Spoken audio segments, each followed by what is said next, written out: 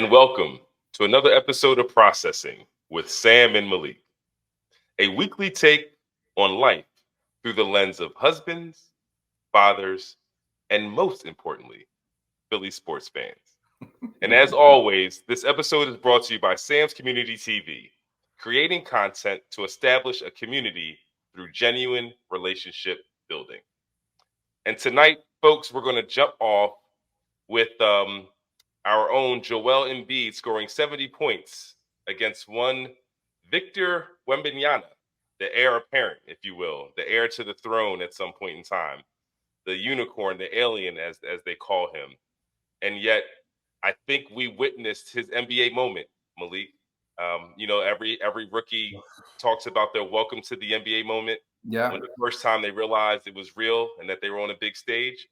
And I think Joel Embiid may have had, wanted to play a part in that for that young man, so that he could always be part of his understanding of what the NBA is all about. And so gave him a good old 70 piece to hold. But what stood out to you most about Joel Embiid scoring 70 points and breaking the Philadelphia 76ers all-time record in most points scored by a Sixer, previously held by Wilt Chamberlain with 68 points? I think most immediately the fact that it was like playing against my son. I mean, Wembanyama is going to be incredible, and he is most nights incredible now. The Spurs have struggled. He's getting acclimated to being, in I can't imagine going from France to San Antonio. I live in Texas, but going from some metropolitan city, cultures at its highest point in the world, to San Antonio, no shade, but there's vendors, there's an Alamo, there's a Riverwalk that who knows is at the bottom of that water, but I can't imagine going from anyway. So all that said, he's going from that to getting just drop 70. He's probably got his head spinning. Embiid has got to be 200 pounds heavier than that dude. So the fact that it was literally grown man versus a child, and the other part, which I think really plays for a lot of guys who complain about where he positions himself, I think he only hit like 1 3 in the game. So to score 70, like you've seen this past week with explosion with like Booker and Doncic and Cat scored, and everybody went off this past week. So 70 points was great until it wasn't that great. But he only had 1 3. So he ate all night long on the block and in the mid-range, which was incredible to see. Yeah. Very well said, sir. I thought it was a man amongst boys kind of situation as you watched it. But I think what also stood out to me is how Joel Embiid is playing the game of basketball. I think he has finally graduated to being one of those players that dictates how the game will be played. Offensively, he controls the court. Yeah. He sort of can play with teams, especially since he had 5 assists to add to his 70 points. And to have 5 assists, there are a few assists that weren't converted because guys don't hit shots. I'm sure maybe 1 or 2 of his turnovers was probably an attempt at an assist. And the only reason I say that is because when you can score 70 points and still be a playmaker, it really does affect how you want to approach the player defensively. Now, I will say Pop allowed him to play a lot more one-on-one than most people would have thought was the best strategy, right? I think part of it was for Wembanyama's long-term development. It's like, hey, I'm not going to save you from this. You know what I mean? Like, I worked through it. That's an idea. Can we talk about that? Like, you have kids, I have kids, we are kids of somebody's, and like, there's a point where literally I go to sleep at night and I pray that in like 15, 20 years, my kids aren't in therapy because of something that I did. And it was almost like you coached Tim Duncan and David Robinson. Like, this ain't the same dude. How you like? Can we talk about developing in a way that is healthy? Because it's literally like, somebody throw the damn towel. It was Rocky IV on the outside of the ring. He ain't throw the towel, and he is just catching body shot after body shot after body shot. I watched Pop. I think that their team, this is not a San Antonio conversation, but they lack a point guard. They lack any real veteran leadership and depth And I think that's reflected. You can't grow. We've seen the process. We are seeing the culmination of the process, hopefully. But you've got to have a culture of winning, and you've got to have players there to help establish it. When you've got guys out there who are just getting punched in the teeth all the time, I think that has an impression. It has a lasting impression. So the fact that you bring up the idea that Embiid is finally unlocking the game at another level, it probably has been delayed because we lost so much for so long. I agree. And now he's in a space where he's going out and saying, I can do literally anything at 3 levels of the court, and you can't stop me. Listen, not only is he seeing the game the right way, but I think even think about his old running mate, Ben Simmons. Yeah. Right? Who actually I think had his debut tonight for the season. Did he? What did he do? Got NBA minutes tonight. He took like 3 selfies. I'm sorry, my X page went off, right? But the immaturity from both of those guys over the years, right, in terms of their approach for the game at times, and I think it was part of a culture that did not prioritize winning, right? And so I think there was evidence of it. Listen, when they brought in PJ Tucker last year, I thought he was one of those types of players that was brought in specifically to get in the mind of Joel Embiid, to help him turn the corner and turn the page, a guy who's been here too long to be playing games. You know, it's like, listen, I'm on this team now.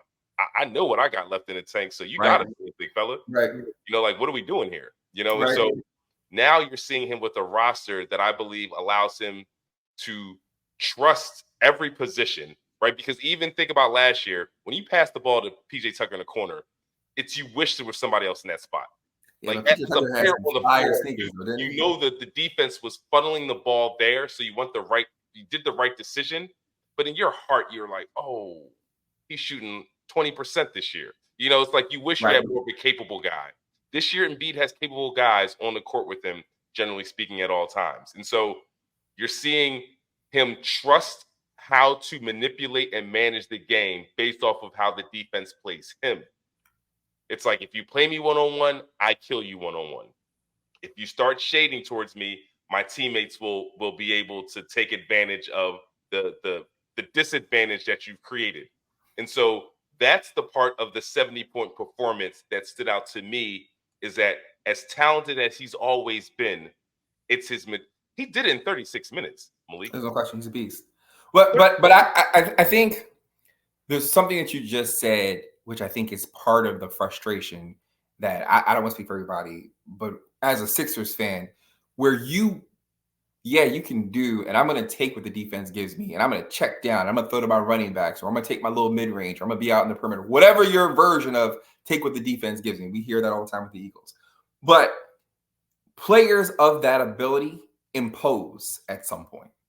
And some of the frustration that I know that I've had, that I know that I've heard in social media, or seen on social media, heard on the radio, what have you, is that when you're that talented, they need to just pray and hold on.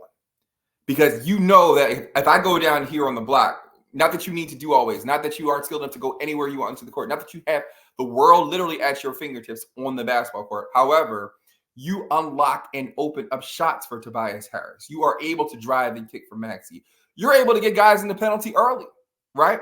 And so I love the fact that his game has matured in the way that it has. I also sometimes wish that he would decide to force himself. We talk about heat culture. I know this is not, or I know we're all over the place. We talk about heat culture. If Embiid decides to go down low, and I'm going to be better and bigger. Bam Adebayo is fantastic, but I'm not trading him for Embiid, right? If you go down there and just beat everybody up, your heat culture changes because now Embiid is setting the presence, right? I'm tougher than you on the court all over, except this guy is kicking our butt. And anytime somebody gets to the lane, it's Maxey at the free throw line, Tobias at the free throw line, Batum making an entry pass, dump in, free throw, or a bucket. Set the tone. So it was historic. It was incredible. It's a little bit diminished for me because that same night I'm looking at Cat drop 60 or whatever he ended up having. Booker went off. Doncic went off. But it is impressive nonetheless because Embiid's game is at a place right now where if he's healthy, he's obviously the dominant force on the court.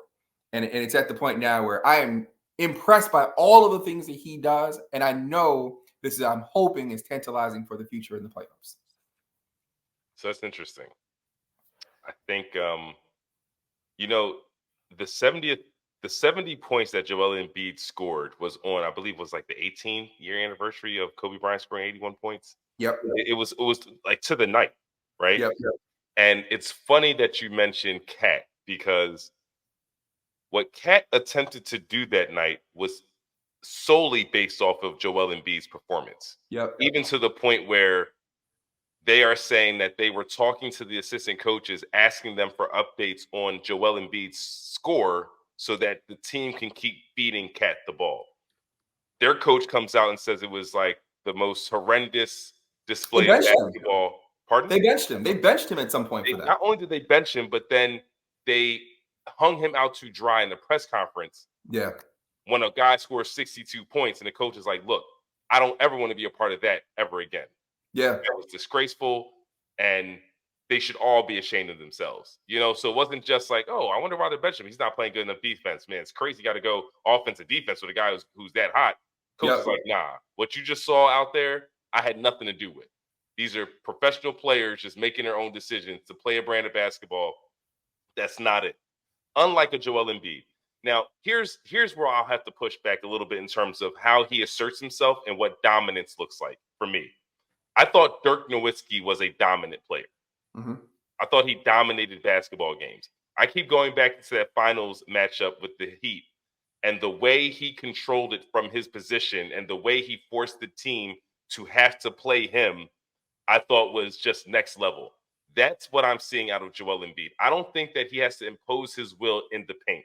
Honestly, I don't think it serves us to have him do that, especially during the regular season. Right. Because all they're going to do is beat him up. Yep. Period. It's just like, let's drain the big guy of his might throughout the season.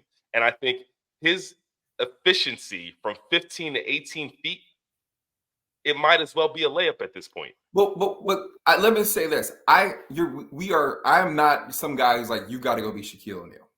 I'm not suggesting that. I think when he is shooting as efficiently and as in rhythm, and he is doing it in the flow of the offense, he is not detracting from someone else's touches. There's no stagnation at that point, right? It's not about going down there just to go down there and score points. What I'm saying is that there is something deflating. And I'm not talking about for right now. Game 52 or whatever we are, or 41 in the season, wherever. That's fine. Hit the J, right?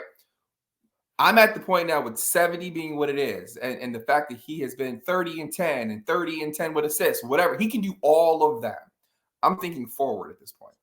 And in the postseason, I do think there is an element of his game where dominance can be at the free throw line. At the foul line, at the mid range, at the elbow, through his jumper, but being on the block, beating someone up, fouling 3 or 4 guys out, or getting teams disrupted because they just can't physically do anything with him. That's the point I'm making. I'm not suggesting he needs to do this now. I'm not even suggesting he needs to do this all the time. But there is a point about, I am just bigger, stronger, and more skilled than you, and you have nothing left to do but relent. That's the point I'm making. Yeah, and it's a great point, and interestingly enough, I think I am personally seeing more of that from him this year. Exactly what you are talking about. I'm seeing him running the floor to be the first big down the paint so he can get an early layup, right? Like that's sealing your guy, that's effort. That's like, I want to get to this spot before this guy because I actually want to score from here, right? Yep. That requires a level of like intentionality, as opposed to just trailing the play, which is a lot easier to do, especially when it comes to a person's wind, right? We always talk about his conditioning. It is much easier for Joel Embiid to trail from 3-point line to 3-point line as opposed to bust it down to the block. And so the fact that he's occupying that space this year shows to me that he's willing to play at all 3 levels, as you stated earlier. Yep. In that game against San Antonio, I saw a lot of dunks in there, right? Like, and of course he could have had more, to your point, because I personally, it's funny. He scored 70 points on Wemby, but I feel like he spared the young man. Like, he didn't really bully him the way he could have. And I think that's maybe what you were looking for a little bit more, where it's like, just, really make him throw the towel in. Because in that game, as much as, we joked about it earlier, Wemby had 30. And he still had fight. Right. In that game, he showed up to play ball. But we do both believe that Joel Embiid could have physically deflated him if he wanted to. He could have really made him test his will by saying, I'm going to make this so uncomfortable for you on the court that you're going to be looking at the bench like, please send help. You know the effect I'm talking. I mentioned heat culture earlier, and I want to go further with that, right? Because we started talking about culture in the process and the effect that whatever might have hanging 70 on Wemby in the heat culture. And I think there's an aspect of Embiid's game where we can learn from that. And here's what I'm talking about. Jimmy Butler is not a prolific scorer at all, right? But it's something about this dude when he gets into the postseason where it's like he goes into a phone booth, he comes out with a cape, and all of a sudden, Max Strus and Gabe Vincent and Duncan Robinson are all like +2 levels in their ability. I have no idea. Like, it's not like Jimmy Butler is always scoring 40 and grabbing 10 boards. And he's not even that great a shooter. He's not that great of a scorer. But something about his leadership inures to the rest of the guys. And all of a sudden, they also believe that they can do something. What I'm saying is Embiid is incredible. He is fantastic. He may literally be the greatest modern day Sixer. I think eclipsing Allen Iverson's a whole other conversation. But the idea is when he gets into this mode in the postseason, we play the Knicks, eat everybody alive. Yeah. That's it. Because now it's like, yo, we are physically doing what we want. And that belief permeates through the squad. I'm telling you, we see it with heat culture. What if Embiid says, this is my, because he's due for it. He's definitely due for the run. And if he decides to run over somebody, we're going to have a good year. I think that he is due for the run. And not only is he due for the run, I think we should segue into the next conversation because I think part of this particular run, I would love that it goes through Milwaukee. Because in Milwaukee, we've learned that first-time head coach Adrian Griffen was fired after bringing his team to a 30-13 record, second in the NBA at the time. The conversation, at least as I heard from analysts and around the league, were two-part. One, I think, has a lot of validity. The second one, I thought, just offers cover for the decision that was made. The first was the defensive rating going into the basement. Mm-hmm. When you swap out Damian Lillard for Drew Holiday or Drew Holiday for Damian Lillard, right? What can you be expecting except that? Buckets. You're sacrificing defense. You are literally trading offense for defense. I mean, that's what that trade actually is. And so the idea that he's being terminated because they've dropped defensively, I don't really buy that part. Mm-hmm. Now, where I do think that there's some validity is that when you're a first-time coach and you're coaching a team that you've been with for a number of years that made a title run a few seasons ago, you get the nod from the star player who is Giannis Antetokounmpo, right? He backs you in that decision. You are ready to move forward. A trade then occurs where it's not just simply offense for defense. It is Damian Lillard, right? I don't think he was prepared to deal with ingratiating a superstar into that offense and understanding how appeasing everybody. Like, I don't think he didn't know that was going to happen. If you think back about the Damian Lillard sweepstakes, it was all Miami Heat. Yeah. Oh my goodness. It was all Miami Heat, right? Like, that was where everyone thought he was going to be going, to the point where he was putting out tweets. And I thought this was very premature about, hey, it's been fun, Portland. It's like, man, this boy hasn't been traded yet. Who does that? You know what I'm saying? And so they thought they were going to force their way into Miami. It didn't happen. He pivots quickly. He ends up in Milwaukee. And I think Adrian Griffen is like, all the work and everything, that all the ideas that I had that I was ready to implement and hit the ground running, that all goes out the window. I don't know what this team is going to be now with Damian Lillard. I have a scenario with Middleton, where he's in and out of the lineup, right? That also impacts So how you look. So I just think that a first-time head coach having to deal with a trade of that magnitude, I just think that there was failure there that may have been inevitable because that's not what he was originally hired for. I think put it like this. I don't believe that he would have been the hire if the trade occurred first. If Damian Lillard was on that team, I think they would have gone in a different direction in terms of the head coach. I think there are three real points coming from all of this. First, I have to believe that you don't hire this guy unless Giannis signs, seals, and stamps the whole thing as approved. That's the first thing. So now we aren't even at the All-Star break, and the guy who you endorsed, probably lobbied for, you're already saying, no, he's not going to get the job done. He's got to go. Now, there may have been issues. There must have been issues. If you recall at the beginning of the season, former Portland Trailblazers coach Terry Stotts was one of the assistants. He walks, right? Why did he walk? What was going on there? Then at some point, Doc was brought in as consultant. So now you got the dude looking over your shoulder who's now the head coach. Coincidentally, I don't think so. The other piece to all of this is the Bucks were the 2 seed last year, right? I believe so. Yeah. They were 2 seed last year. Yeah. They're the 2 seed today, right? So they're trying to build the plane in air, and we still got months before we need to figure out if it actually works. Like, why are we failing him right now?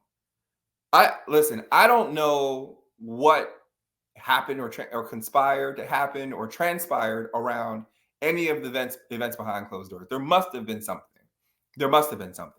But Doc Rivers, that's the guy you bring in? And then not only do you bring him in for this season, but I think you signed him for 2 more. They were the 1 seed last year. Okay. They lost to the Heat in the first round. So I'm trying to think, I'm like, why would we play Boston? I'm like, what were the 4 teams ahead of us? So they were the 1 seed. Boston, but they lost in the first round to Miami. What was their record? I guess I don't want to say at this point, it might take a little while to find out. But their record right now is probably not so different than what it was at this point last season. Gotcha. So are they doing something so dramatically worse than they were last year with all of the changes? So here's what I will say is true, because I'm actually a person who believed this as well. What they were saying is that a lot of the conversation around the NBA is that no real teams felt that they were contenders. And I didn't either. Like, I still don't. It's so fascinating, man. Before this move was made, because we played them in the first game of the season. We played the Bucks, and we lost. But the way we lost let me know we're going to beat them. Because at the time, we still had James Harden on our roster. He didn't play in the game. Right, he was on our roster. And we took them down the wire. And Giannis had, like, a weird play that should have been overturned. And he had the air ball. The air ball that he caught. Yeah. I'm watching this Nick Nurse team play for the very first time, and I'm like, And that's before we get any of those guys from LA, But it was just like, okay, this team, Kelly Oubre had a really So I'm like, okay, this team they're like, I'm looking at pros, they'll play with the Bucks. Then once we got our additions, I'm like, oh, we'll definitely beat Milwaukee. So that's how I personally felt. But when I heard that around the NBA, teams weren't fearing the Bucks, I think the Bucks, you know who the Bucks were? The Bucks were the Eagles, but realized that they were the Eagles. They realized they were the Eagles, and they were unwilling to get to the end and just be like, oh, man, we were who we thought we were. They knew they were the Eagles. So they made the decision to fire Nick Sirianni in week 12. Not even week 12, probably week 10. Not even week 12, right? Yeah. They have a salvageable portion of the season to get things right, to right this ship. They're like, we're winning games, but the way we're winning, we're not gonna win series like this. I think it was premature. And by the way, I say that only because I'm a God-fearing Christian, and I want everybody to be able to pay their bills. I'm for all of that. Adrian Griffen gonna miss those checks. Be able to pay his bills? He gonna touch his checks. But look, my whole thing is this. Trust me, they're paying 3 coaches now. That's the crazy. Griffen and now Doc. They're paying 3 coaches. You're paying 3 guys, and I'm not sure you've upgraded. That's where I was going. Because now I'm looking at Doc Rivers and I'm thinking to myself, like, yo, if I have a choice about my matchup, I know the late game situations, Doc Rivers ain't got no plan. Did I call I it? like Doc Rivers, and he call it was the coach here. But I Okay. know, but If there is a road to the finals for these here Sixers, it's ensuring that we stay a 2-3 situation. So that's second round. We are seeing our good old friends, the Milwaukee Bucks. shout out to Milwaukee real quick, man, because I know it's not on topic, but Reese Hoskins, former Philly, just left, officially now joined the Milwaukee Brewers. Really? Reese, huh?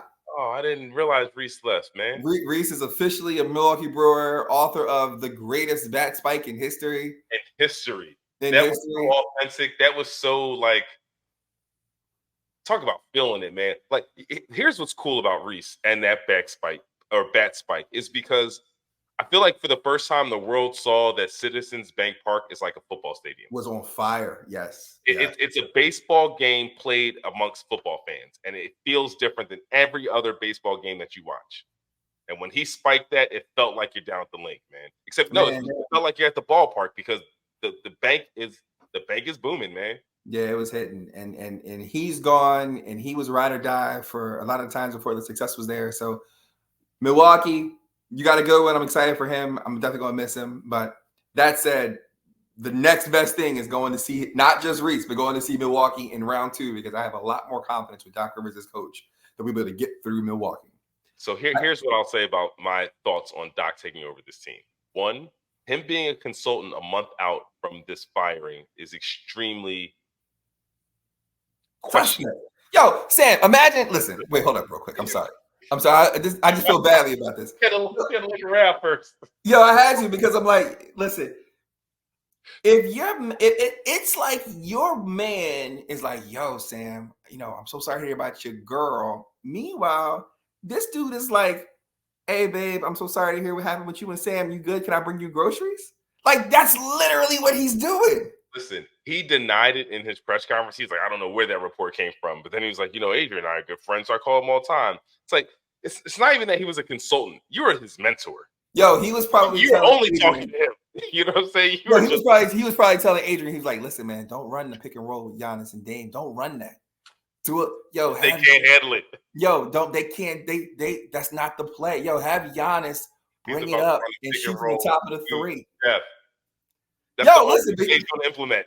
Pick and roll, fellas. He was like, yo, have Brooks Lopez be the center of your offense. Yo, he did that man so suspect, yo. He really did. And like, listen, Doc is a good dude, and he's been he's a Hall of Famer probably. If you want the respect, you gotta push back. The next thing that Giannis asks for, you gotta just tell him no. Just tell him no. Listen, Giannis can ask for all of the beer in Milwaukee, dog. He is getting whatever he wants. Let's just call it a spade a spade. Because first of all, no free agent is going, as great as Giannis is, no free agent is going up to Milwaukee. And there's the problem. No free agents going there. Therein lies the rub, man. And the wild thing is everybody, well, the endorsement opportunities, and it's greater, and I can live where I want to live at. Listen, Milwaukee is Milwaukee. Let me ask you a question. You've traveled. Have you ever just on your own been like, Milwaukee, I'm going there? No. I haven't. And it actually took me some time to actually understand where Milwaukee was located on the map. It's like 7 miles from Canada or whatever it is. Right. Like either way, ain't nobody going up there though. That's my point. Yeah. Ain't nobody going up there. Oh man, and it's Doc is. And I hear Doc is going there. First of all, Doc is in the rafters there. So this is good for Doc, in my opinion. One, this is the perfect type of team for him to coach because there is no scenario where Doc coaches teams that aren't ready to win. And it's so funny because it's part of why his record is what it is. Yeah. He only takes jobs of teams that are potential contenders. So your regular season is going to pan out. So let's look at this. And I don't want to throw shade on Doc because the dude, regardless of what his tenure may have been here, I think he is top 3 in wins. He's high. I know that. He only coaches certain kinds of teams. Well, so he broke in. I want to say he broke in with Atlanta. I'm not Atlanta. He played with Atlanta. He broke in with the Magic. Excuse me. Yeah, Orlando. Yeah. So excuse me. He broke in with the Magic. So he had T-Mac ascending, right? Grant Hill was off injured, so there is that what that was. And you heard about how he ruined the whole Duncan opportunity, right? There was some rumor about traveling on a plane, and Duncan's family traveling on a plane. He wouldn't allow Duncan's girlfriend at the time to travel on the team plane. He said, Let me no, tell you thank what, if Tim Duncan asked me to you. yo, I'd have had Tim. I'll tell you, he's mentoring Adrian Griffen to be like, listen, whatever he asks you, you just got to say no. Yo, listen, Doc Rivers, don't run pick and roll, dog. Don't do it. Hey, run everything. Run dribble handoffs with Brook Lopez. Yo, he's killing this dude, man. He's killing this dude. But all right, so he's had T-Mac and he's had Graham. Then he went to Lob City. He had Chris Paul. He had Blake Griffin. He had DeAndre Jordan when he was jumping out the building. Then he went up to Boston. He had Rondo, Pierce, Allen, Perkins, Tony Allen, Kevin Garnett. Then they went crazy. Then that stint was first. I'm sorry? The Clippers. Oh, I'm sorry. Yes. Yeah, I apologize. Yes. Traded to the Clippers. That's right. I apologize. That's correct. And then he comes here. He has Embiid. He's got Harden. He's got Simmons, whatever Simmons looks like. So he's not doing any start. He ain't running no processes. No. I want to go with Doc Rivers. He's taking the keys to a fully renovated, fully furnished, not even just renovated. It's move-in ready. Yeah. That's what he's taking the keys to only. And that's why I think it's a perfect situation for him. And honestly, I was feeling the way you were feeling initially, but here's what I will say about Doc Rivers. That team's defense will improve. I think they will improve defensively under Doc Rivers. He has a knack for wanting his teams to play a certain brand of defense. And his record also indicates that as well. So that much I think is going to happen. And so I don't know, like I didn't fear the Bucks at all before. It's not that I fear them now, but I don't think Doc puts them I think he does improve their chances. And I'm a Sixers fan through and through, who's had Doc Rivers, who understands that late game situations, that's why I think we will eke out at the end. But I don't think that the Bucks got worse by getting Doc, in my opinion. I think he's going to have them improve defensively. I just think that when it comes to the guts of the game, herein lies the rub. We know what Doc's going to do, and that's not anything different. And I think that's where a Nick Nurse has an advantage in that series. But their team, I think, will start playing better basketball. I think it's too early to tell. If you're going to go based off the track record, yeah, sure, probably. But Doc Rivers' resume with teams of a certain level, aside from the 1 year in which those guys being the guys on Boston, decided to just kind of drive the ship themselves, it's not impressive. And I don't want to diminish his accomplishments because so many guys can't be wrong. But the problem is Doc Rivers is not going to make Damian Lillard a better defensive player. And right. He'll offer them a better defensive scheme. And I think that was part of the issue with Adrian Griffen. If I was reading the tea leaves, even from Giannis, saying that he felt the team was disorganized, that they were going to the coaching staff like, why are we dropping in coverage? We need to be like, they just thought that the game plan was just incorrect. See, I think that's part of the bigger issue though, because if all of a sudden Giannis is now also implementing the scheme, I'm not saying you don't get input from your players. I'm not suggesting that you don't go out and have like, hey, what do you think about this move or this plan or what we're going to do here going forward? I think that's valuable. However, what if Giannis was saying, I want this scheme, but Griffin was like, yo, we can't play this game because Lillard can't guard, right? Or Middleton's not the same guy he was with a title run. And there's a part of it where you have to be honest, and it's not Giannis's job to be honest. It's literally like every single player, when they watch the Jumbotron after a foul, and they say, review. Dog, he's bleeding, right? Let's keep it a buck. You know that wasn't right? Griffin, the coach, can do that. Griffin can say, yo, listen, I hear what you're saying, but I'm looking at this objectively and thinking Lillard can't match up with these guards. He can't keep Trae Young in front. He can't keep Drew Holiday in front. He definitely can't keep Maxey in front, right? Giannis is still advocating as though Lillard can, or as though Middleton is the same guy he was when they were making their title run. So you can bring the scheme. I'm sorry? I said it's absolutely very possible that is occurring. I think we're looking at a bottom line business where essentially Giannis is just saying what you're having us doing is not working. Yeah. And we aren't organized. I know what it's like to be on a court with 5 guys and you don't feel like you know what you're doing collectively. That's frustrating. Yeah, I And agree with to that. me, that's beyond like, oh man, this one guy's just getting burnt out here. Like we know what that feels like too, when somebody's just getting picked on because he's the bad matchup. When we look, think about our own tenure with the Sixers when we had JJ Redick and they would just isolate him every play. We'd just be trading baskets because he's still on the court. That's totally separate than not knowing where you're supposed to be because the scheme isn't quite right or sound. Like that to me, it seems to be the kind of issues that Giannis was lamenting. And to me, that can't happen. You know, like your best player can't publicly say, I don't think we have a great plan on defense. You know, because here's the thing about these guys. At some point, yes, maybe coaches know more, but you even talked about what happened in Boston, right? Where those guys just said, listen, we know what we're doing. We know what needs to get done. We have 1,000 hours of tape in ourselves. You know what I'm saying? Like at some point, the game is just the game, right?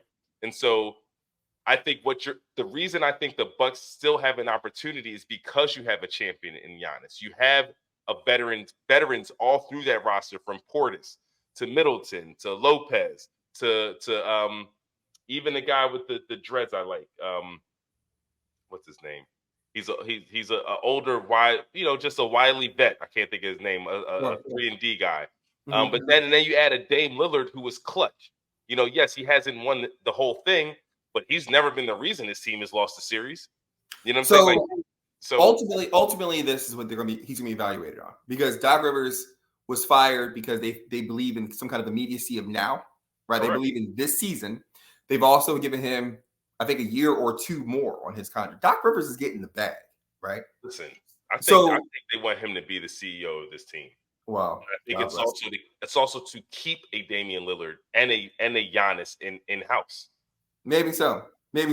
But ultimately, the final determination about the success of this project is going to be realized in April, May, June.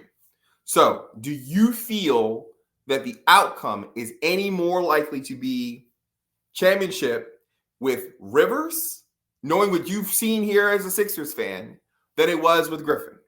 Yes, I think it's improved. So you think the trajectory is higher now? I do. And that's why I personally just have to be honest about that, because I think their defense will improve. Yeah. If they become a better defensive team, they become a better team, because offensively they're tied at number 1. Yeah. Their offensive rate is tied number 1 in the league with Indiana Pacers. But see, that's not fair though, Sam, because you can't say they're defensively they're going to improve and there's going to be any change offensively. Well, why does it have to make a change offensively? Because Doc ain't offense. We saw that. Doc, wait a minute. The Sixers weren't bad offensively at all. Yeah, but we saw. Listen, hold on. What are we going off of by saying he's not good offensively? I'm not saying he's not good. I'm saying he's not number 1. I do think we can expect some regression there. I think part of what we've seen in Sixers fans where we can talk about that's fine, but I think if you're talking about winning a championship, you don't have to have the number 1 offense, but you can't have a bottom half defense. I completely agree. However, I believe their trajectory is higher. If they raise the bar on defense and drop offensively, they still have a better chance of winning a title because their defense is so bad and their offense is currently number 1. What did we lose? I apologize for just throwing this out randomly. Game 6 home against the Celtics last year. Do you recall, like, were we above 100 points in that game? Did we crack 100? But wait. You can't see. That's where I can't go on Doc in that game. Why? Because the players didn't play. Wait. He didn't show up. So we're going to give him credit when they play well, and then not give him. Players don't show up. I will never look at a coach if a player doesn't show up and doesn't shoot the ball. How is that on the coach? Game 6, Game 7, ain't nobody showed up. Game 6, didn't show up. Game 6, then you get the ball out of his hands. Then you run something for Tobias. Then you put Embiid down low. He's still on the court, though, Malik. Like, if your best player is not playing in a series, I get it. If it were me, you know what's the best part about what we're saying right here? Nick Nurse probably would move him off the ball. Like, exactly. I feel like Nick Nurse we believe is a better coach. This is exactly where I'm going. And listen, I feel like I'm slandering Doc, and I don't want to do that. the idea that his defense is going to improve, and in clutch moments, critical spots of the game, the offense is not going to suffer. We can't ignore that because we've seen it too much. Right? So, yeah, they're going to go out and get buckets because Giannis is all world and Dame time is great, whatever it is. But there are going to be spots where you got a commensurate level of offensive talent. Maybe the Bucks have more talent than any team that he's previously had, where they're not going to be organized. They're not going to be efficient because we've seen it happen in Boston in 2009. We've seen it happen in the Clippers, where every single year they should have been contending. And then we've seen it happen with the Sixers. 2009. See, 2009, it's hard because that was a dogfight against the Lakers that went 7 games and they both scored like 15 points in the fourth quarter. Like it was a very, these teams know each other, and you know what I'm saying? Like, well, fine. But then go game 6 of last year because you need a bucket at some point in time. I get it, but here's my pushback. My only pushback. Listen, I get what you're saying, and Doc's fatal flaw might be simply the fact that he doesn't adjust, including putting different players out there in certain positions. Right? He's going to ride with his guys always, all the time, and I think that was what ruined him in Philadelphia in the sense where James Harden, for whatever reason, wasn't himself, and Doc just didn't have a different way to go around it. Right now, theoretically, a lot of other teams probably can't overcome that either, right? If your starting point guard who averages 20 and 10 just decides not to show up in the playoffs, it's hard for teams to say, okay, well, hey, let me call your number and you pick up his production. But with that said, I do think that because their defense will improve, right? If we're talking about your trajectory of a team that can't defend, to me, can't beat, and you can't rely on them to win if they can't defend. Because what is different about the playoffs versus the regular season, you don't game plan in the regular season. Right. So it's like when you're seeing like the Indiana Pacers, when they show up in town, they're going to shock every team because of their style of play. It's like, oh, right. This is different. I just got off the plane from South Sacramento or wherever you were, and all of a sudden you're playing this team that plays this way. It's like, yeah, we watched a little bit of tape, but wow, this is crazy. Yeah, right. And that's what the regular season is. Everyone's just working on their own stuff. No one really cares what you're doing. But Sam, all of that's great. It would be different. Let's go back for a second. Didn't Doc coach the Clippers when they had that incredible comeback against Houston, where James Harden was sitting on the bench the whole time? Do you remember that? Years ago in the playoffs, there was an elimination game in which the Clippers came back. I'm sorry? Did the Clippers advance? The Clippers won that game. I believe they advanced it. And James Harden Josh Smith of all names went crazy. James Harden sit on the bench, and Houston James Harden is sitting there, and they ended up coming back against the Clippers. And James Harden was sitting the entire time. You remember that. Okay. Doc was on the sideline for the Clippers in that game. He had firsthand witness of seeing, like, you know what? This guy's not getting it done. Sit down, right? And he lost that game. Now, Doc Rivers, if he was a novice or relatively inexperienced coach, right? We believe that he was brought out of the suite that he was waiting for Adrian Griffen to get fired from, right? We believe that he was brought down from there because you're saying he's got the gravitas to come in here and impose and make changes. If you can't do that with the Sixers, right, I can't give you credit in one place and think it's going to work somewhere differently. I just can't, right? Like, you've got to be able to say that, hey, players aren't doing it, then I'm going to make the change. I hope he does. I like Giannis. I think Giannis probably is a little bit of a silent assassin. Like, dog, how many coaches you want to get fired? Real quick, let's talk about that. But at this point, I got to believe that defense will probably improve. The scheme will be more stressed. They'll emphasize it and make that a point of real priority. But I believe there's going to be some offensive regression. And while Doc has certainly the weight and the reputation to impose and make those players do what he recommends, it's his recommendation in those critical moments that I feel like is going to ultimately be their downfall, which is why I want to go see Reese and I want to go see Milwaukee in round 2. Yeah, I mean, I think the way that the Bucks looking at it is that if we improve our defense and have a minimal drop offensively, then maybe we're not in buzzer beaters. Maybe we're not Maybe. in a lot of those situations where it comes down to those clutch, critical moments. Unfortunately, the NBA is the WWE, so it's going to force you in those sort of situations. Shout out to WWE. The NBA? No, I was gonna say you said WWE. I said shout out. I just watched Royal Rumble last night. Yeah, you know what I'm saying? Like, it's entertainment, so it doesn't What you matter how into? well you're playing. Sometimes all of a sudden you find yourself in a ball game. How did that happen? Surprise, Absolutely. surprise, game on. So yeah, I think with all that said, kudos to Doc for securing another job, securing the kind of job that I think is fitting for Doc Rivers. If I'm being honest, I don't think he should only be coaching teams that can win now. Yeah. Period. Because at least he's going to give you a heck of a regular season. I think he's a tremendous CEO. I think he's a good, solid head coach for a franchise. I think he understands the role uniquely and excels in it in terms of being the face of your organization. I just think the rubber meets the road moments in those critical scenarios. He's like, I need you to do your job better. And that's do it harder. It's like, no, coach, I think they figured this one out. We need something different. Harder. So speaking of CEOs, how do you feel about, I think that's a great way to talk about your boy, your favorite CEO, also known as Nick Sirianni, the head coach of the Philadelphia Eagles.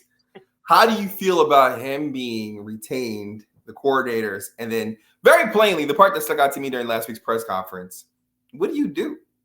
What do you do? You're the CEO, you're the head coach. What do you do? Sam, you are the CEO, you are the head coach. What do you do? You mean as my job? Well, shoot, as Sirianni, because I heard his response. Sirianni.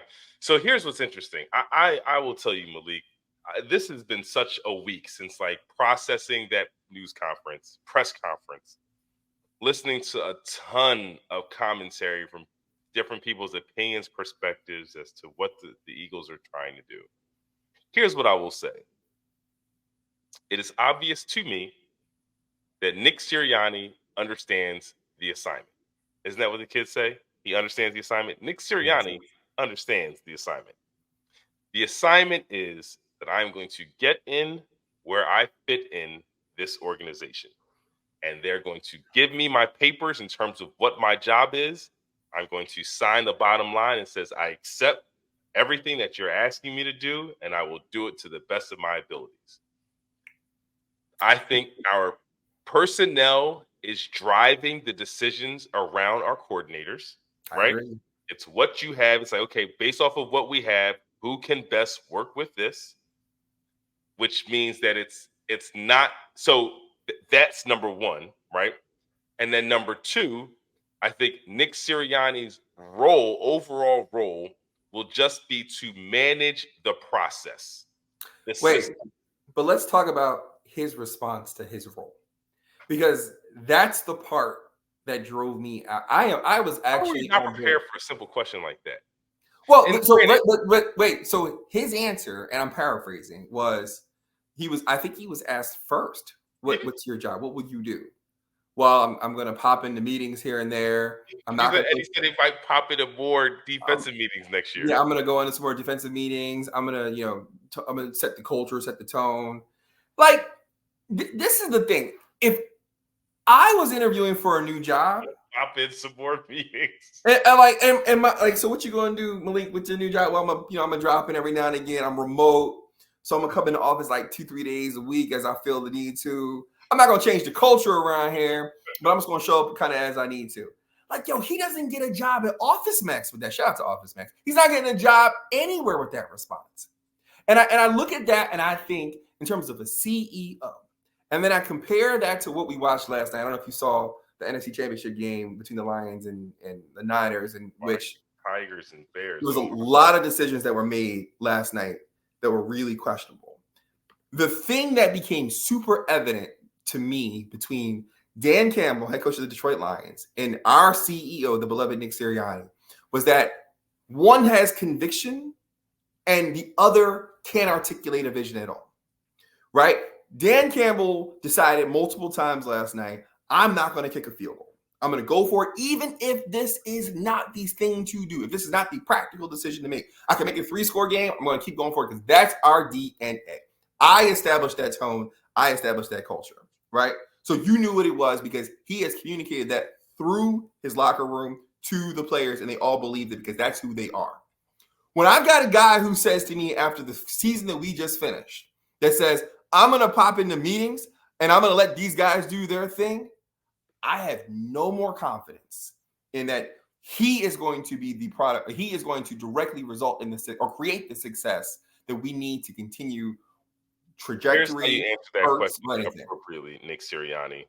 What am I going to do as the head coach? I'm going to ensure and demand that these new coordinators demand and require the same kind of effort, intensity.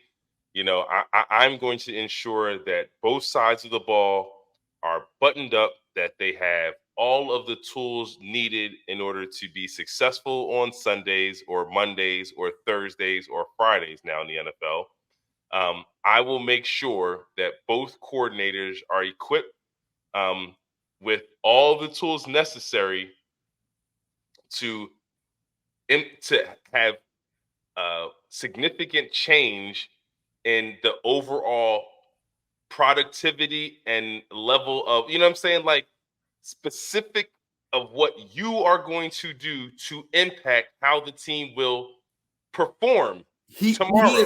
He is responsible for the coaches, the personnel that make up the Philadelphia Eagles. He is responsible for the game plan and executing the vision upon it. He is responsible for making sure that each level and each person is prepared for the result that's going to happen on whatever day they play.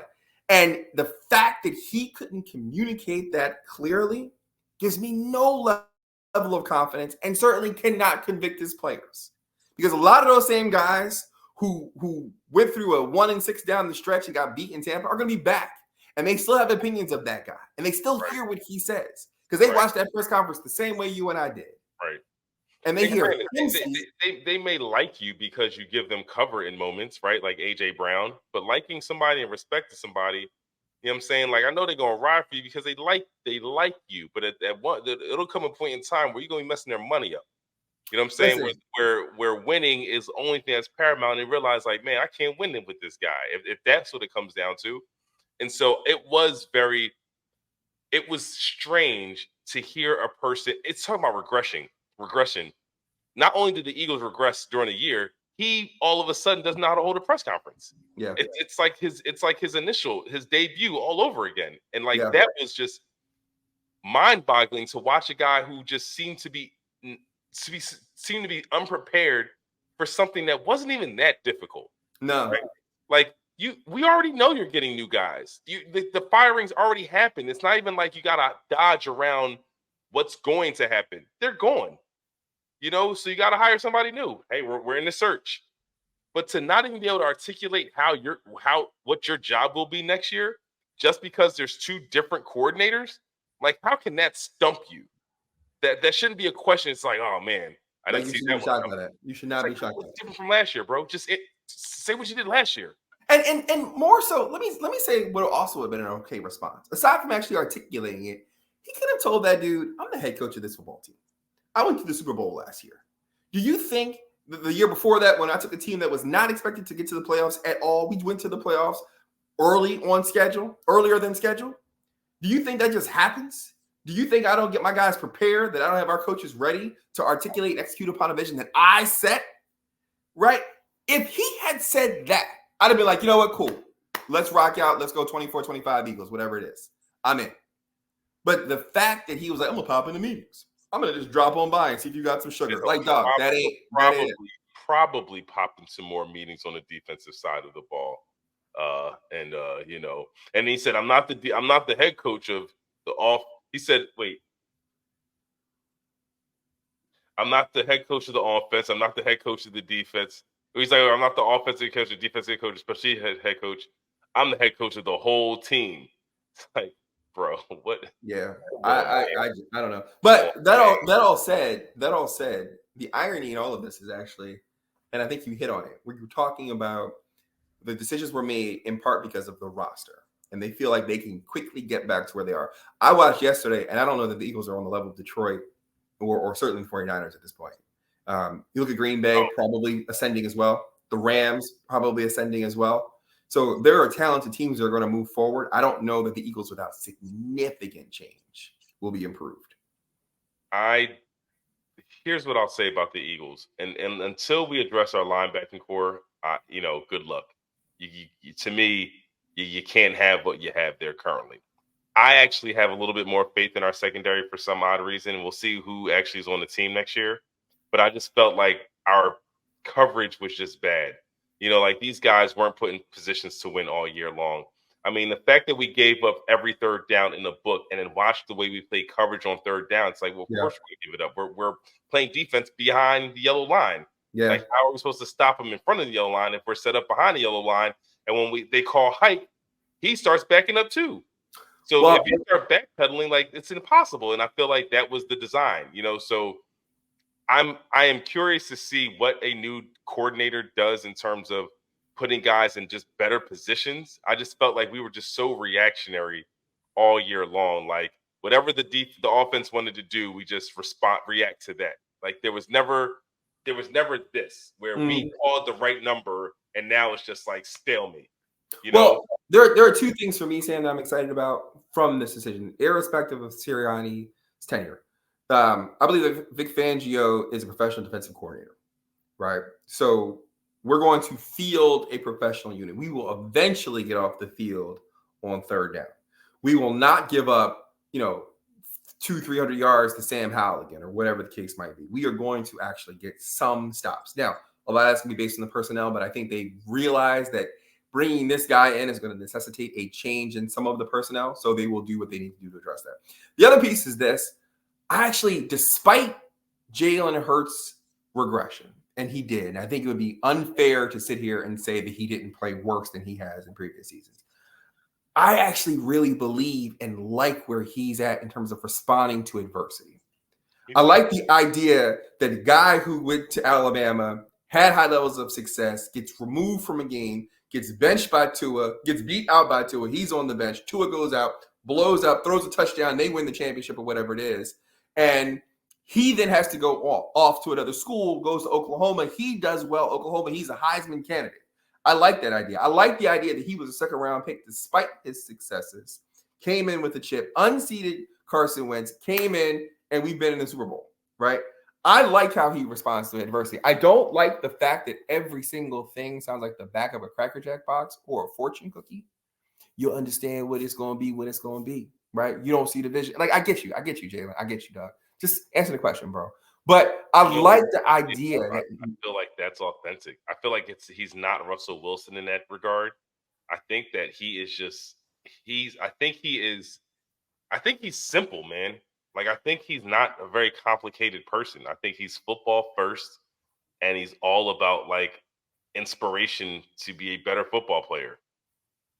And there's no shade in that. However, you have to be in his position as quarterback, as unqualified leader, as unquestioned leader on the Philadelphia Eagles.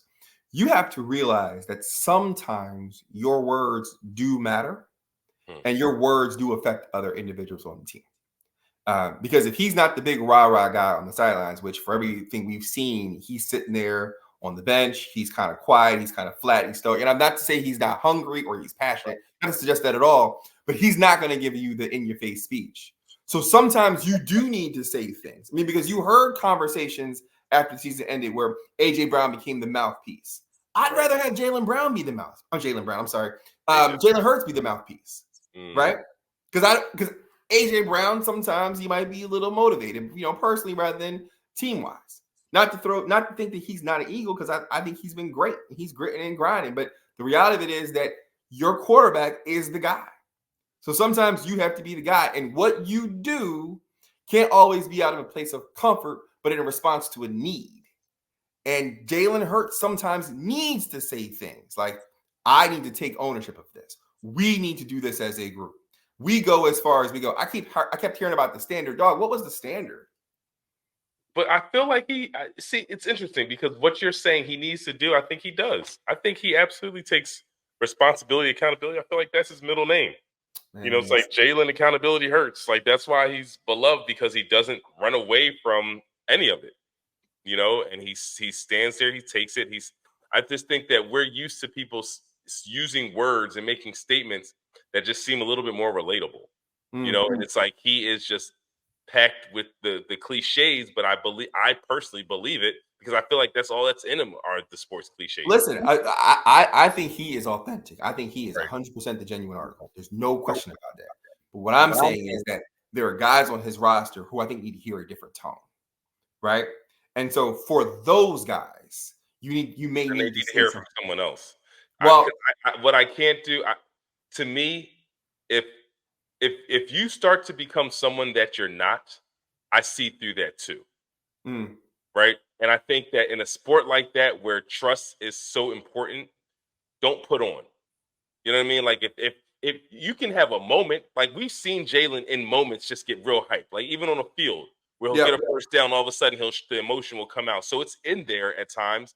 But I think that if it's contrived, I would be very skeptical in terms of like the long-term ramifications of him, because then you do become Russell Wilson. Where it's like, we believed you. That doesn't feel right. Wait a minute. Are you putting on now? I'm not suggesting that he needs to go out here and give like Braveheart speeches. I'm not suggesting that. He can't give a speech that's not in him. I'm saying the moment because of the type of person he is, the moment he does that, I think it changes a lot of the perception about him. Because what makes Jalen Hurts, what separates him from others, is that you believe that the character is what you think it is, right? So if he ever does something that is false, I think that would be way more detrimental in doing something false than doing something true and wishing that it was more. You know, because I feel like it's when if he shows false in one instance, I think everything that gets questioned. Because for a lot of people, he's not real. We're talking from the same page in the hymn book, right? Because I actually want him to be more candid. And I'm not saying for him is candid. No. Not candid in cliche. I'm talking about like we didn't block. I've got to make faster decisions. I've got to get my guys in spaces where they're going to be able to catch and run. I got you. On 3rd and 1, instead of taking the vertical, I don't think he's there yet. I don't think the coach prepared him to even do that for these guys, man. Here's why I like Kellen Moore as your OC. Kellen Moore, and this is again part of just information I've now learned about this guy, because at first I was thinking, this is a Dallas dude. Why are we getting? I felt like it was the DeMarco Murray hire all over again. Like, why are we bringing in a guy from Dallas? We know how this feels. Sure. He's just going to come in, learn about how this organization is run, and you know what I'm saying, like, and tell all of his friends back in Dallas how the Eagles do business. But what I learned about Kellen Moore, and there's 2 points that were made that I'm like, you know what? Let's see how this goes. One is that he is exceptional against the blitz. So he prepares guys how to deal with the blitz. He anticipates it and has an answer for it. So now we'll really understand, okay, Jalen, we know you have answers for this test. How are you truly going to respond and react to NFL defenses now that you know what they are? The other 2 points is that he does not have a prior relationship with Jalen, and he does not have a prior relationship with Nick Sirianni. Yeah, I like that. I like the fact that you have an independent, proven football mind who knows the game, that is brought in because of the weaknesses shown from this quarterback and team in terms of handling the blitz.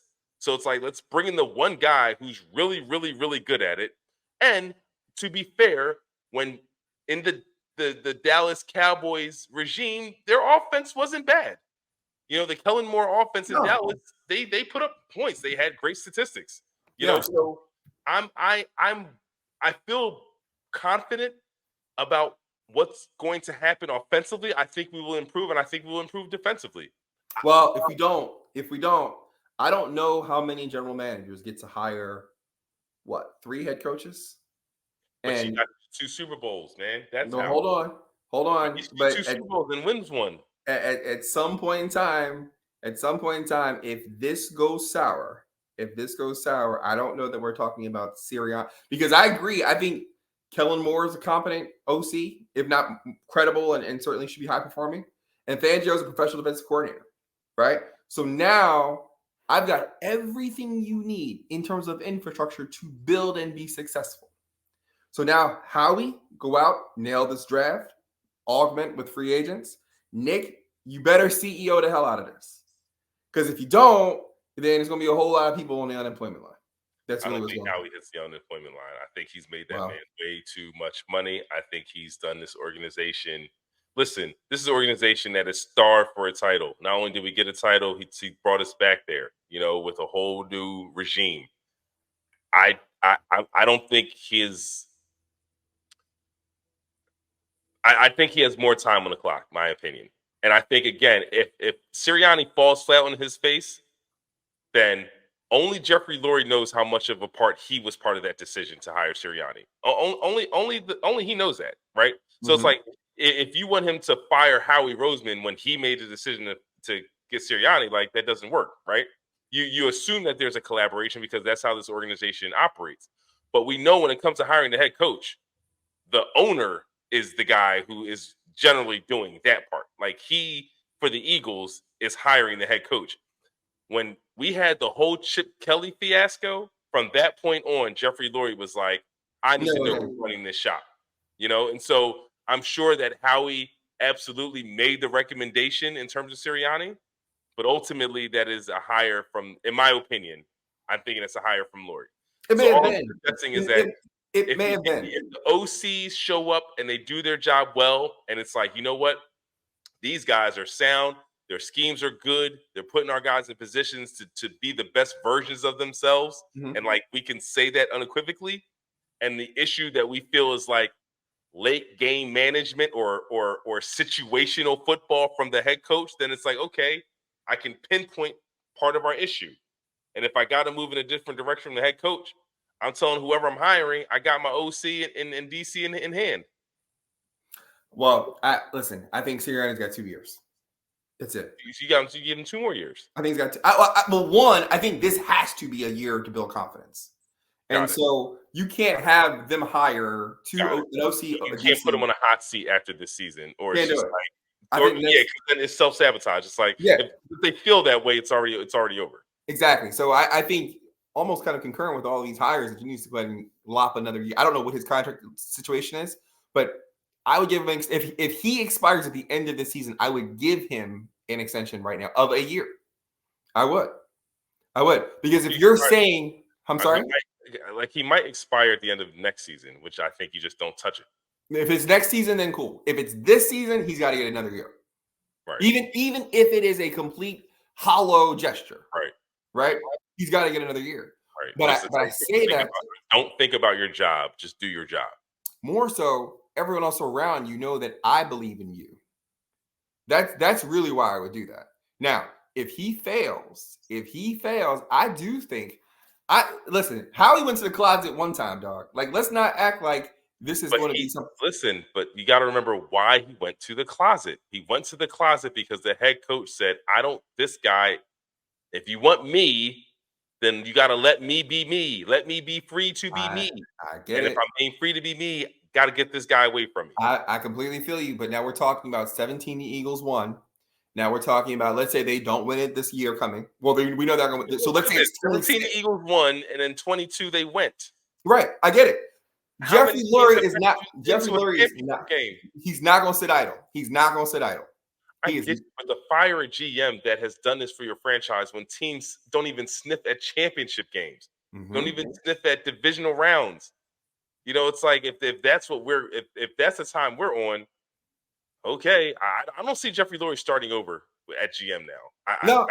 Listen, he's done incredibly well. He's done. Howie Roseman's fantastic. I would get the Howie jersey. I'm in on all this, dude. But what I'm saying is at that point when you're already getting rid of Peterson and you're already looking Sirianni's a little bit suspect, and if these next year or two don't go well, I'm just saying, like, I might slowly start taking things home from my office. Not saying I'm getting fired, but I'm not leaving all my boxes there. See, here's why I disagree. The Peterson situation was predicated on the quarterback situation, right?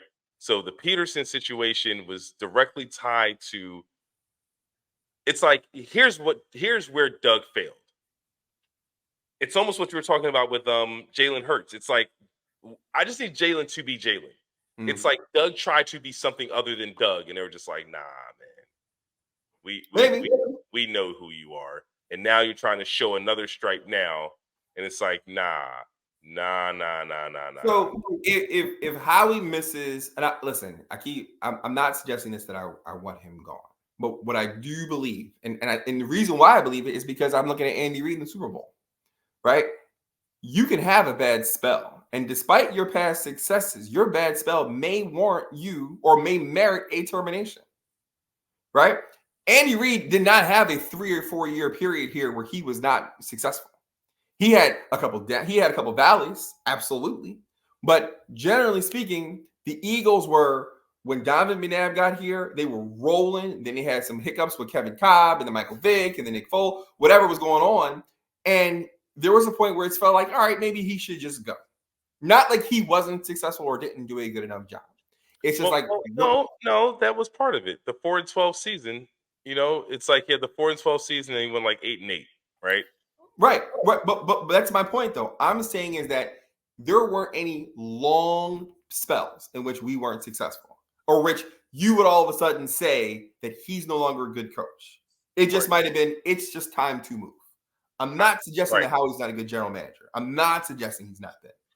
But at some point in time, coaching and GMs are a little bit different, in my opinion. Well, maybe we'll see. I don't think that any of these titles are lifetime appointments. I don't think he is a Supreme Court justice. I think that at some point in time, what's his name? Newsom, the old GM out of Baltimore, who I think his last pick, what's his name? Ozzie Newsom. Ozzie Newsom, right? His last pick was the Lamar Jackson draft.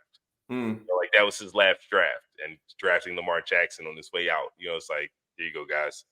Like, I know what I see, talent, and it's like, to me, that's one of those lifetime appointments where it's like he drafted Ray Lewis, like he drafted Jonathan Ogden, like all those boys. He was on. Yeah, listen, I get it. I get it. Like, if you have an eye for it, it can be a lifetime appointment. I don't see John Lynch going somewhere in San Francisco. It's like he has an idea of what football players are supposed to look and act and be like, and he drafts those kinds of guys. I think Howie Roseman, I agree with you that he's hit a bit of a lean stretch. Again, I don't know what happens to the Georgia Bulldogs this year. Nakobe Dean going down. It falls on the GM even if guys get injured. So I agree with you. Like, it doesn't absolve you if your draft pick can't stay on the field. But it's part of the roster construction, and it's part of the fact that in both of those teams that you identify, with John Lynch and the Niners, and then with Ozzie Newsome in Baltimore, there is a tone that there is a way that those teams play football. It's a way the Eagles generally play football. They play in the trenches first. What the defensive line? Our defense this year, man. You act like this is who we've been forever, and it's not true, Malik. It hasn't been. This year we fell off in the trenches. Can I say something like that? Like, I'm a whisperer because I really don't think like it's necessarily like common practice, commonly understood. Is that the New England Patriots, I think, punted like one time in the Super Bowl? Really? Maybe. Last year we were up 10 in the last Super Bowl we were in, and we couldn't hold anybody. And you can say what you want about the defensive line and how they're fast and how they get after guys. Can we say anything about the field in the Super Bowl? Yeah, but they played in the same field. And somehow, despite the fact that we were all prolific in offense, they scored enough points to come back from down 10 and beat us in that game. My point is that we have, despite our successes, there has been a lack of defensive grit for a while now. And we have been able to say that, Nick Foles went crazy. He was the NBA Jam equivalent of a quarterback where he was on fire the whole game, right? And then last year, if Jalen Hurts holds onto the football, we probably win that game because we definitely didn't stop anybody. But we somehow lost the game where we were up 10 because we don't have any defensive grit, and we've not had any defensive grit probably in the last 7 years. The difference between Ozzie and I feel like I'm slandering Howie, but let's keep it all the way real, right? The fact is that we have a model. If our model is not successful, and I don't know defensively that it has been in quite some time, then when you bring a defensive coordinator in there who has a professional record And now you got Howie Roseman in there where it's like, you just need to give him pieces so he can go out and do his job. If you don't, and this fails again, I'm looking over there at you too. Because I know it ain't him. Because he's been successful. That's the point I'm making. That's all I'm making. Speaking of roster construction, can I tell you? I don't want to move forward until you're ready. Because I have to tell you what I was doing before we jumped on here.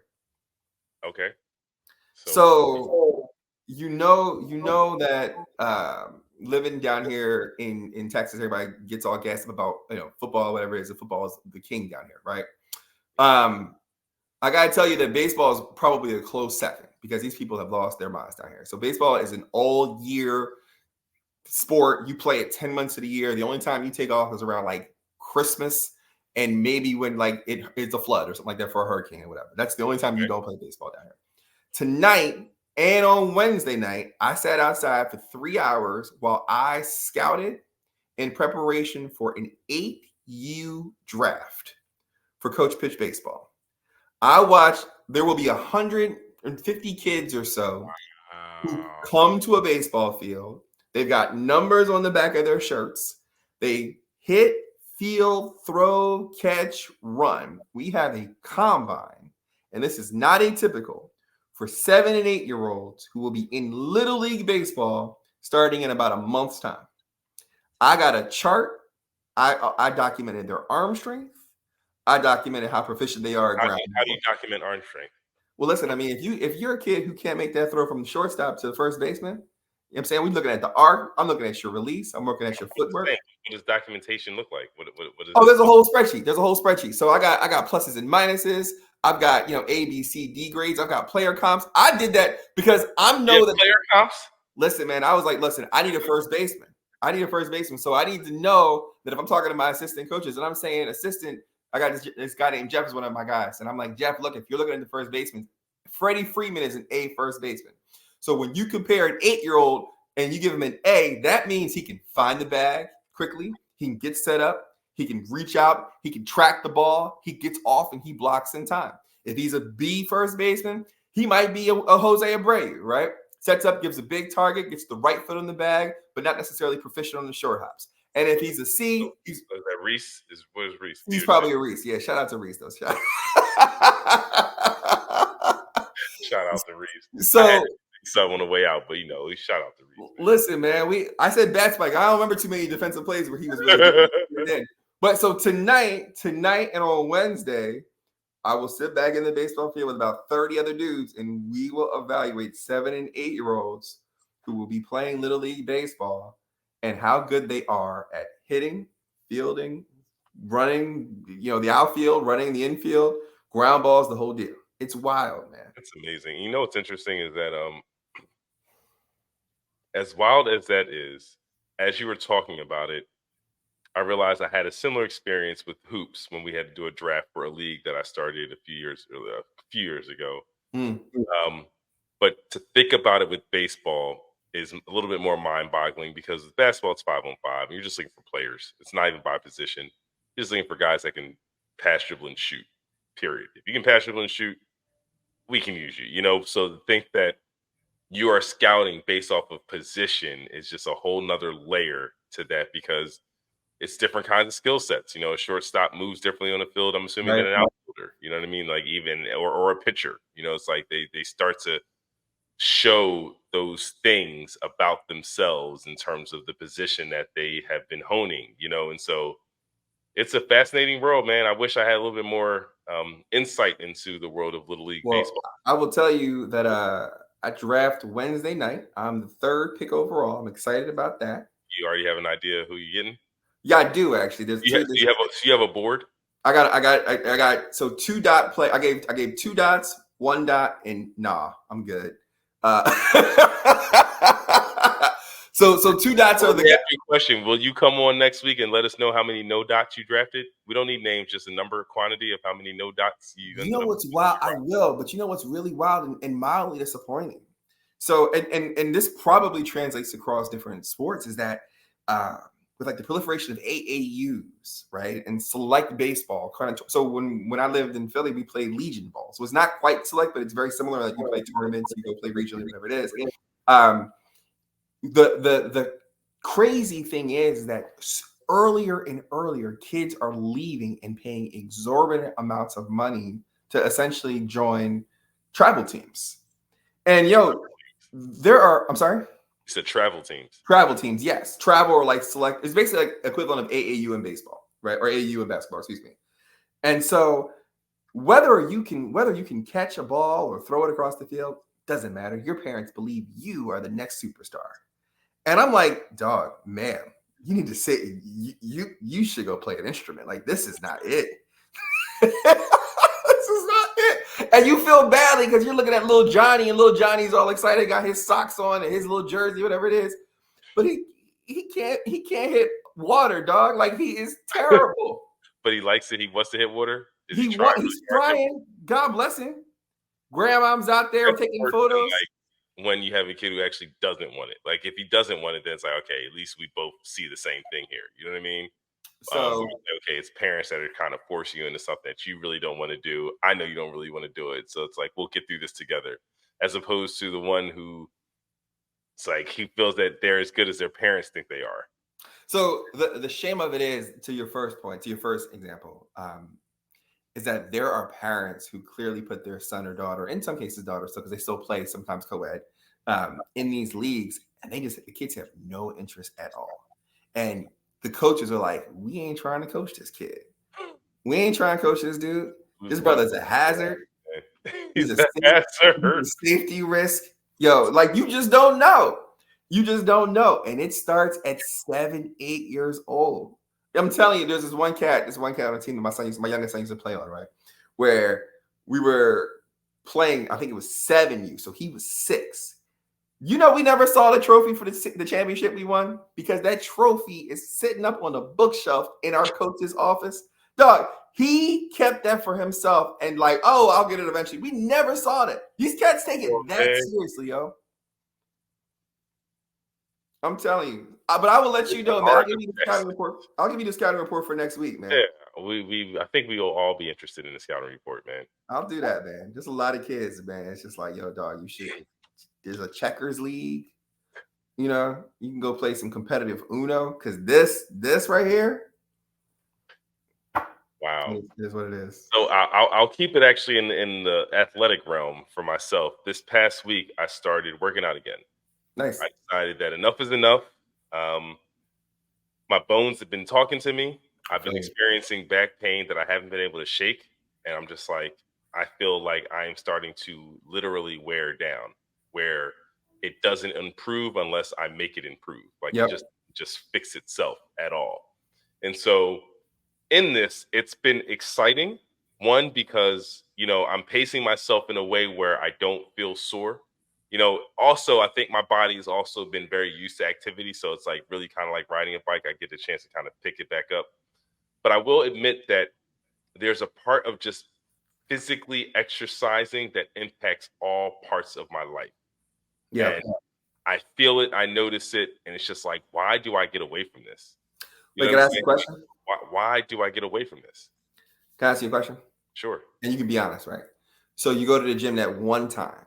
You hit that bench that one time, you do those 3 sets of 10 or whatever it is, and you go home and you walk past the mirror. You're like, I look already? Like your lines start coming back. You start feeling all good. That's who I am.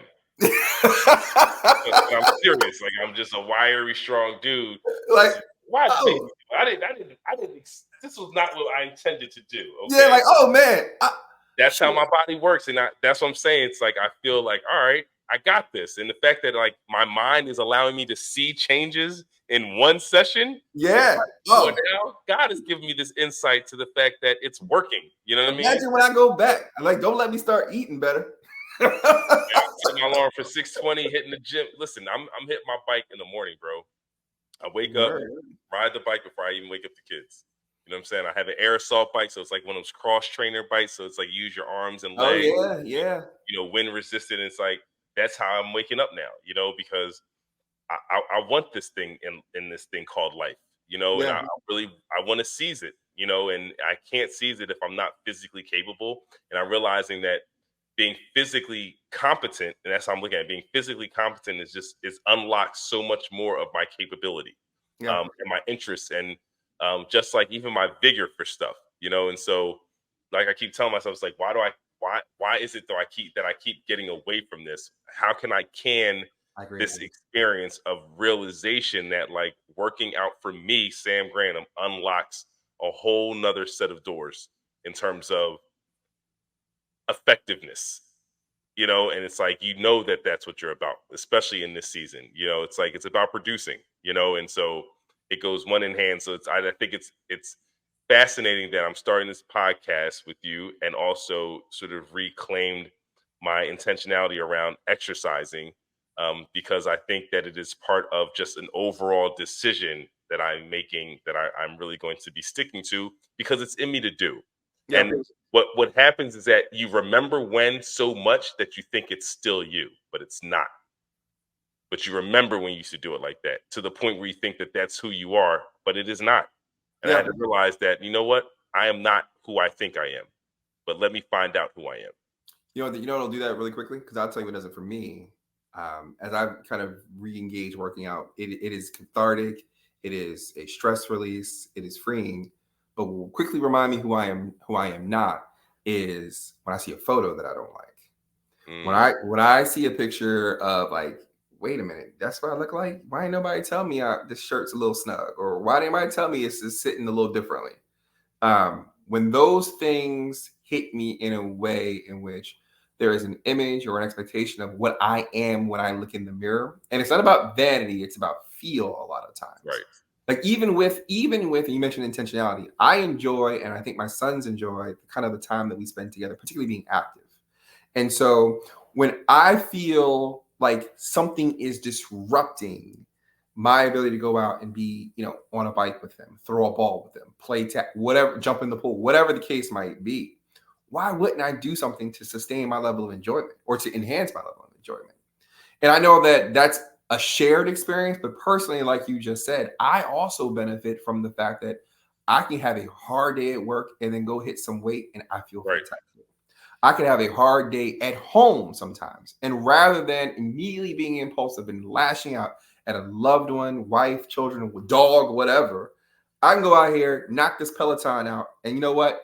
I've had time to digest. Listen, the reason I'm committed to starting my day exercising is also part of that, right?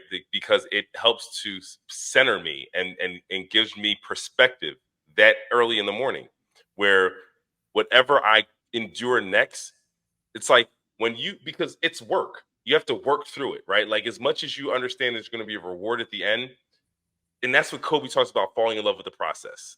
That we're processing, like we're falling in love with the process, Yeah. because it's the process that is what actually changes you. It's not the fact that you're changed at the end. It's this process is the refining part.